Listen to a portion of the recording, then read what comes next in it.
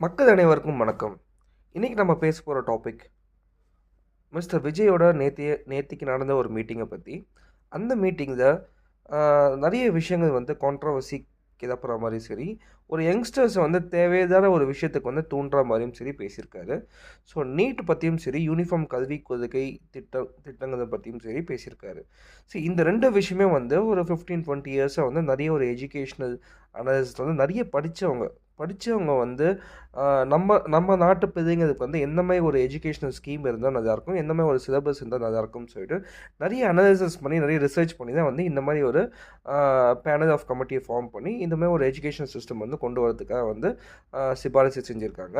இந்த மாரி தேவையற்ற விஷயங்கள் வந்து பேசுறத விட்டுட்டு, நெறைய விஷயங்கள் வந்து தேவையான விஷயங்கள் வந்து தமிழ்நாட்டுக்குள்ளேயே நெறைய விஷயங்கள் வந்து பேசாம இருக்கிறது.